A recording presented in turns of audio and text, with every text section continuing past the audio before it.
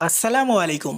গতকাল জাতীয় ঐক্যমত্য কমিশনের সঙ্গে এনসিপির একটি বৈঠকে ১৬৬টি আলোচ্য বিষয়ের মধ্যে ১২৯টি বিষয়ে ঐক্যমত পোষণ করেছে বলে জানিয়েছেন এনসিপির নেতৃবৃন্দ। উক্ত বৈঠকে অংশগ্রহণকারী প্রবীণ রাজনৈতিক নেতা হাসনাত আবদুল্লাহ জানান, বেশিরভাগ বিষয়ে ঐক্যমত হওয়ার পাশাপাশি ৩টি গুরুত্বপূর্ণ বিষয়ে এনসিপির পক্ষ থেকে আমরা দ্বিমত পোষণ করেছি। ৩টি বিষয়ের একটি হলো নাগরিক সুরক্ষা, যা আমরা স্বৈরাচার সরকার থাকাকালীন এ আইন ভঙ্গ করতে দেখেছি। দ্বিতীয়টি হলো শান্তিপূর্ণ ক্ষমতা হস্তান্তর, যা ইতিপূর্বে স্বৈরাচার সরকার থাকাকালীন কখনোই হয় নাই। তৃতীয়টি হলো সংবিধানের ৭০ অনুচ্ছেদের আর্টিকেল। হাসনাত আবদুল্লাহ আরও বলেন, এই ইস্যুগুলো আমাদের ভবিষ্যৎ গণতন্ত্র এবং রাজনৈতিক স্থিতিশীলতার জন্য অত্যন্ত গুরুত্বপূর্ণ।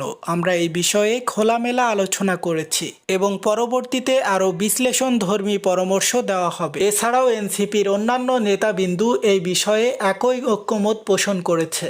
সো হেই বন্ধুরা, আপনারা দেখছেন এইসে গ্লোবাল নিউজ, সাথে আছে আমি হুসেন আহমেদ। সকল আপডেট পেতে আমাদের সাথেই থাকুন। সকলকে অনেক অনেক ধন্যবাদ।